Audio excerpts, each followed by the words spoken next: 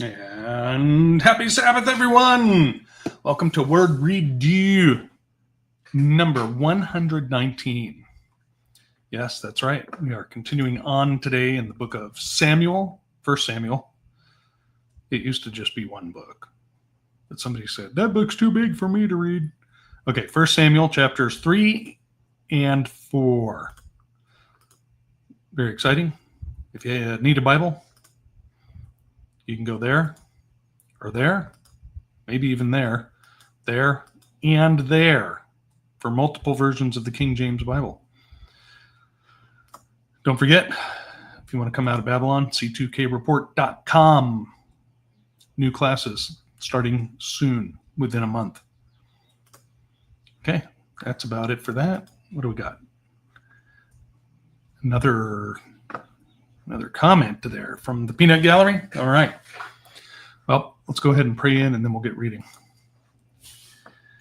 Heavenly Father, thank you very much for giving us this time to come together for fellowship and reading, just studying your word. We're very grateful for that, and thank you very much for this time together.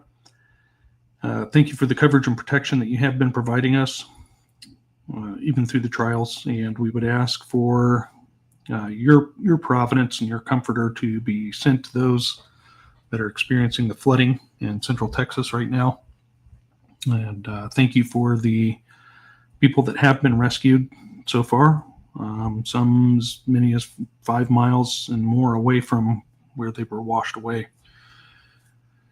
We ask your healing upon them, and again, your comforter to ease their soul, their mind. And we thank you for that. We ask for your spirit of wisdom, knowledge, and discernment to be poured out on everybody here now and in the future, and seek their, give them a big blessing. Thank you for that. We also thank you for those who are recovering from surgery and other illnesses, be it through modern medicine or traditional, we'll put it that way. Please continue those healings, and, well, thank you. Bless you in Jesus Yeshua's name. Amen. Okay, what are we doing? Oh, we're reading. That's the whole reason we're here, isn't it? Isn't it? Didn't you? Okay, let's shrink that big fat head. It wasn't supposed to stay in the same scale as everything else, like those mountains in the background. All right, share, window, word, right there, and right there. There, even better. Okay, what chapter? Oh, that's right. 1 Samuel chapter 3. And the child Samuel ministered unto the Lord before Eli, and the word of the Lord was precious in those days. There was no open vision. And it came to pass at that time, when Eli was laid down in his place, and his eyes began to wax dim, that he could not see. And ere the lamp of God went out in the temple of the Lord, where the ark of God was, and Samuel was laid down to sleep, that the Lord called Samuel, and he answered, Here am I. And he ran unto Eli, and said, Here am I, for thou calledst me. And he said, I called not. Lie down again. And he went and lay down. And the Lord called yet again, Samuel. And Samuel arose and went to Eli and said, Here am I, for thou didst call me. And he answered, I called not, my son, lie down again. And Samuel did not yet know the Lord, neither was the word of the Lord yet revealed unto him.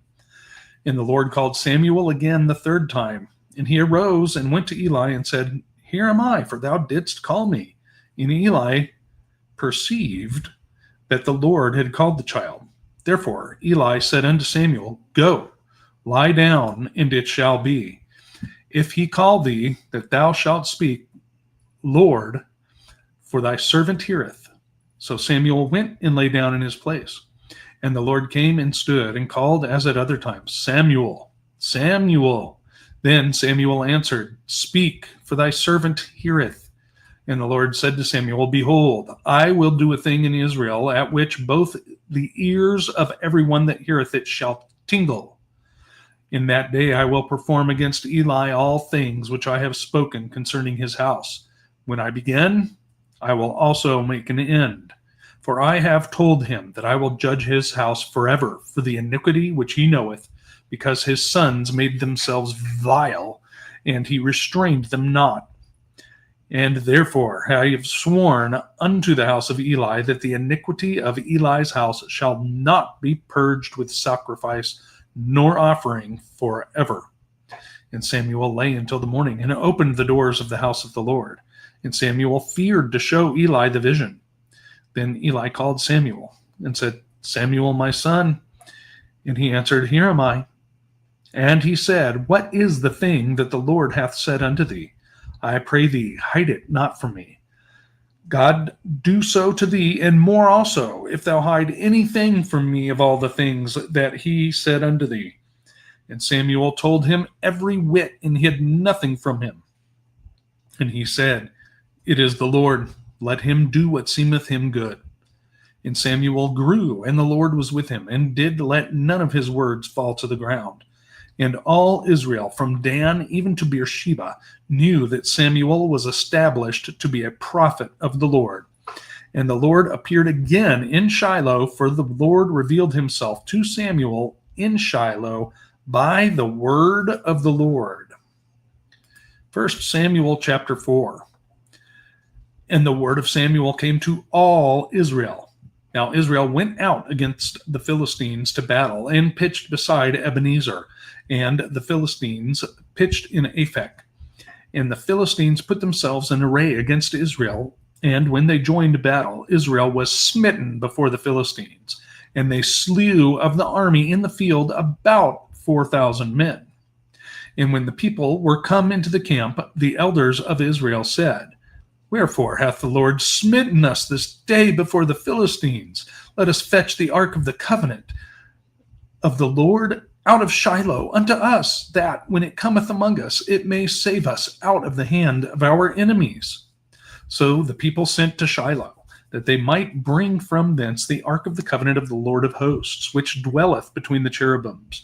And the two sons of Eli, Hophni and Phinehas, were there with the ark of the covenant of God. And when the ark of the covenant of the Lord came into the camp, all Israel shouted with a great shout, so that the earth rang again. And when the Philistines heard the noise of the shout, they said, What meaneth the noise of this great shout in the camp of the Hebrews? And they understood that the ark of the Lord was come into the camp. And the Philistines were afraid, for they said, God is come into the camp. And they said, Woe unto us, for there hath not been such a thing heretofore. Woe unto us, who shall deliver us out of the hand of these mighty gods? These are the gods that smote the Egyptians with all the plagues in the wilderness. Be strong and quit yourselves like men, O ye Philistines, that ye be not servants unto the Hebrews, as they have been to you. Quit yourselves like men and fight. And the Philistines fought, and Israel was smitten, and they fled, every man into his tent. And there was a very great slaughter, for there fell of Israel 30,000 footmen. And the ark of God was taken, and the two sons of Eli, Hophni and Phinehas, were slain. And there ran a man of Benjamin out of the army, and came to Shiloh the same day with his clothes rent, and with earth upon his head. And when he came, lo, Eli sat upon a seat by the wayside watching, for his heart trembled for the ark of God. And when the man came into the city and told it, all the city cried out. And when Eli heard the noise of the crying, he said, What meaneth the noise of this tumult? And the man came in hastily and told Eli. Now Eli was 98 years old, and his eyes were dim, that he could not see. And the man said unto Eli, I am he that came out of the army and fled today out of the army. And he said, What is done there, my son? And the messenger answered and said, Israel is fled before the Philistines, and there hath been also a great slaughter among the people. And thy two sons also, Hophni and Phinehas, are dead, and the ark of God is taken. And it came to pass, when he made mention of the ark of God, that he fell from off the seat backward by the side of the gate, and his neck brake, and he died. For he was an old man and heavy, and he had judged Israel 40 years. And his daughter-in-law, Phinehas's wife, was with child, near to be delivered. And when she heard the tidings that the ark of God was taken, and that her father-in-law and her husband were dead, she bowed herself and travailed, for her pains came upon her. And about the time of her death, the woman that stood near by her, said unto her, Fear not, for thou hast borne a son. But she answered not, neither did she regard it. And she named the child Ichabod, saying, The glory is departed from Israel, because the ark of God was taken, and because of her father-in-law and her husband. And she said, The glory is departed from Israel, for the ark of God is taken. Well, or maybe we should say, not so well. All righty. Who do we have over here? Ah, yes, my cactus hat. Thank you. All right. So let's go back to chapter 3 and look at this. We got Eli getting quite irritated because Samuel keeps coming in there and saying, Why are you calling me? Here I am. Here I am. And what does he happen? What do we have happening? Well, finally, after 3 like events, Eli says, God must be talking to the lad. And he tells him, you know what? Basically, he's saying, don't wake me up again. When you hear this voice again, tell God, that you hear him and that you're here. And so he gets his first word, right? The living word. He gets the first word of prophecy, and it kind of disturbs him, right? Remember, for probably the majority of his life up to this point, he has been living at the tabernacle. Yep, that's correct. Here I am, send me.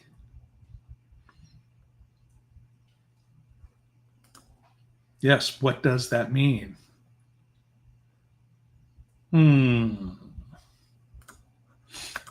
So, there can only be one standing there in his presence. That is amazing. So, Samuel's given this prophecy that because you have been slack in your duties as the high priest and allowed the corruption of your sons to pollute the tabernacle and to pollute the priesthood, you and your sons are going to die. You're going to die. That is correct. I can see that as well. I can understand that as well. Kind of like Joseph didn't want to share the words of the baker, right? Share the dream of the baker, the interpretation of his dream. Well, guess what? Your head is going to be lifted up after 3 days, you thief. Yeah. And at this point, right, we have basically precedents for ungood things happening when people give bad words or bad interpretations of dreams.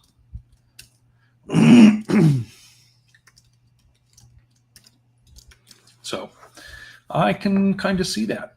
All right. So, yeah, that's pretty big. Now, look at this too. He's young, right? We don't really have his age mentioned here, although in verse 1, it says he is a child. So we can perhaps, well, he's a child. He's not an adult. And the reputation of Samuel is spreading across all of Israel, from Dan even to Beersheba, right? They all knew that Samuel was established to be a prophet. Of who? Of Yahovah, which is what all capital Lord means. Can't erase the name. Vatos. All right. So this is very big. Now, the last verse of chapter 21, or of chapter 3, verse 21, right? And the Lord appeared again in Shiloh. So, how long has he not been in Shiloh? How long has he not been there at the tabernacle? But it does say that he revealed himself to Samuel in Shiloh, right? So the Lord revealed himself to Samuel in Shiloh by the word of the Lord. So, as someone was asking a few moments ago, what was that? Come on. I don't know. Oh, there it is. Right? Interesting script says Yahweh was standing there calling Samuel. And the word, right? The word. In the beginning was the word, and the word was God, and the word was with God. Where have we read that before? Huh. And as you pointed out so kindly, he was standing there. So how did, what was it, Jim phrased it? A Christophany? Spell that. Yes, I would agree with that. It's very big, very important that you abide by the rules, right? All right, let's go over to chapter 4, shall we? Dun, dun, dun. Where are we moving with this? Oh, my goodness. This is like crescendo after crescendo.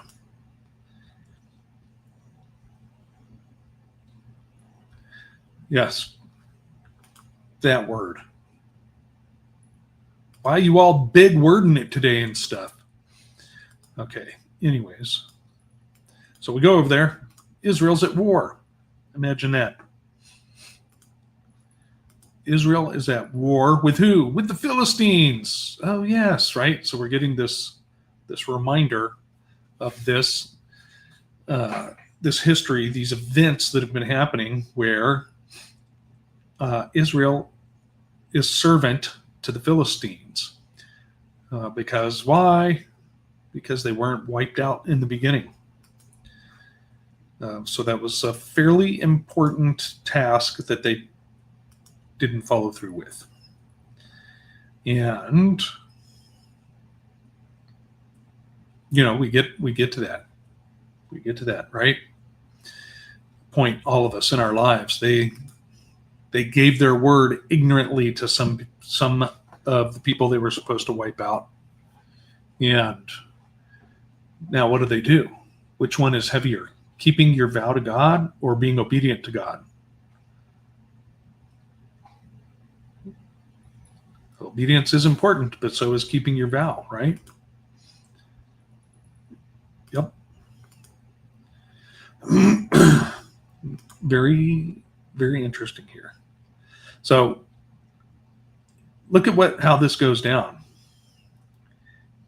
right? They said, the Israelis, the tribes of Israel said, hey, You know how we can win this fight against the Philistines? Go get the ark. Let's go get the ark. They made that choice. They weren't told by the word to go get the ark. They just went and did it. They went and did it, and they bring the ark back, and the Philistines wipe up the valley with the Hebrews. With, what was it, 40,000 Hebrews? Great slaughter. Nope, 30,000 footmen. So that's just the footmen, right? The dudes running around with spears and pikes. long and sharpened poles. And they get wiped out pretty good. And then what? And then the Philistines snag the ark. That, wow. You really kind of blundered it. Yes, that's right. That's what we just had from the book of Judges. Everyone, several times in Judges, multiple times, not several, that everyone did what was right in their own eyes. You know what we should do? This. Well, maybe you should have cleaned up the mirror first. Yep. So the two sons of Eli, Hophni and Phinehas, were slain. And then here we got Benjamin again. Apparently there's enough of them that they can join the army now. And he comes trucking out of there. Because remember, Benjamin was all slaughterified. And Benjamin, this dude from Benjamin comes running out, finds Eli, and gives him the news. And says, you know what? They took the ark. The Philistines wiped the battlefield up with us. Your two sons are dead. And they lost the ark. Just like that. Goliath was spinning it on his finger like a basketball. Okay, maybe not quite like that, but you get the idea. They stole it. They took it. Yeah, not a good thing. Not a good thing. And when Eli hears this, it is quite the way to go. Right? He fell off from his seat backwards by the side of the gate and broke his neck, and he died. For he was an old man and fat. Well, it says heavy. So he must have been partaking in some of those good offerings that Hophni and Phinehas were snagging. Is that possible? Or were all the priests fat? See, I don't see all the priests being fat if they were doing their job correctly, taking their job serious. Fatter. Yes, he was a plumper.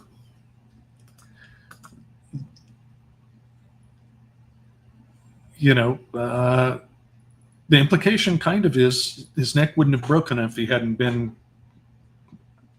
that fat, is the way I'm taking it. At least that's what I was thinking about when we were reading. Right? If he had been skinny and in shape, well, 98 though. 98's getting up there. That's, I can see frail and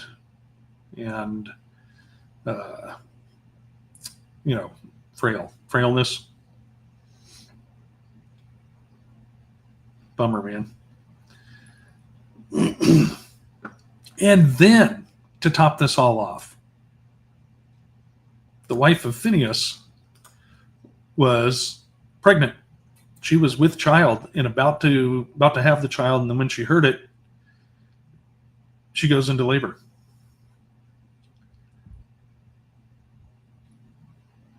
She goes into labor, and Apparently, she lived long enough to name the child Ichabod. Yep, this is true. Old and skinny things can break easy too. And we aren't sponsored by Borax. Okay. You'll have to research that on your own. We're not sponsored by anybody except our Heavenly Father and His salvation. All right. Yeah, I didn't take a poll yet. All of you in the chat, does everybody still have the same amount of fingers you had on July 3rd today? Yep, exactly. Like that Sleepy Hollow character. Ichabod. Ichabod Crane. Except this guy's last name is not Crane. And he came before Sleepy Hollow. But Ichabod, I looked that up earlier. And it's definitely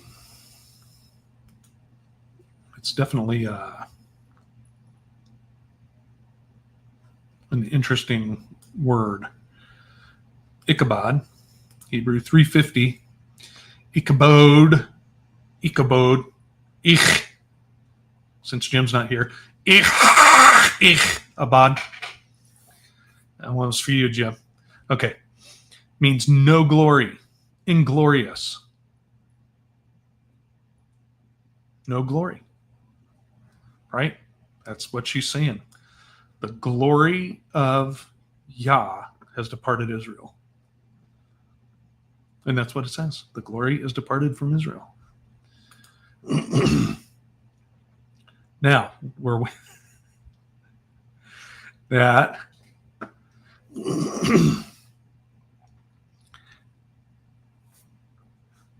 was the ark at this time, had it become an object of worship, right? Had it become an object of worship in that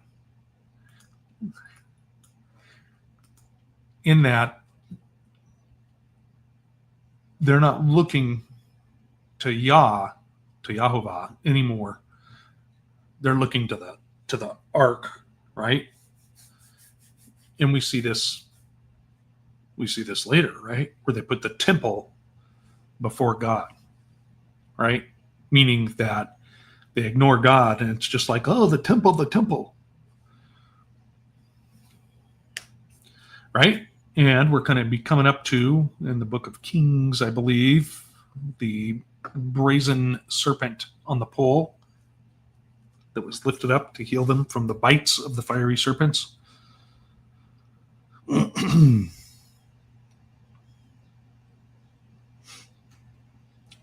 that, we don't know that they touched it.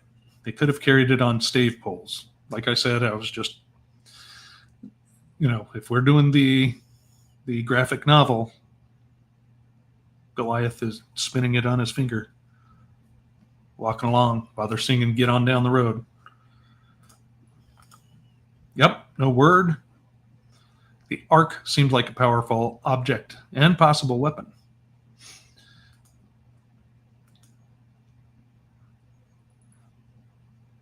We haven't gotten to that part yet, but we will be. Look at that. Everybody's read this book before. I knew a little child that would get upset when their older siblings tried skipping pages while reading Are You My Mother? This is true. I would not tell you a falsehood today. And I'll try not to every day.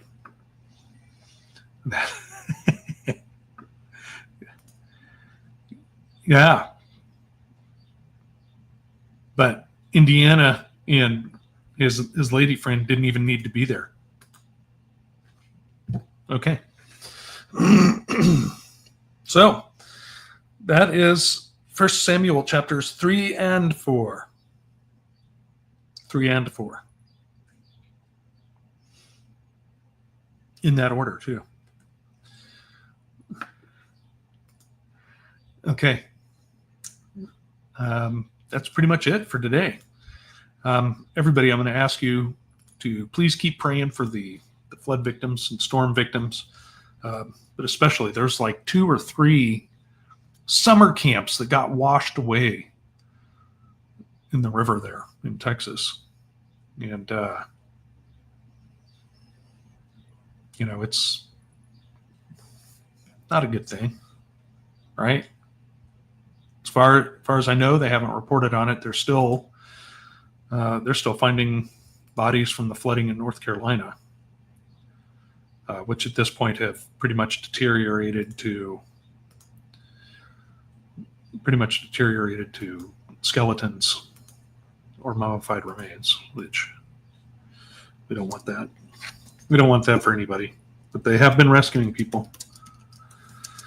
So just keep them in your prayers. That's a real big one. Yep, 5 miles downstream. That's a long way in turbulent water. It's a real long way. It really is. Anyways, everybody, love you all. Do some Bible studies. Bye.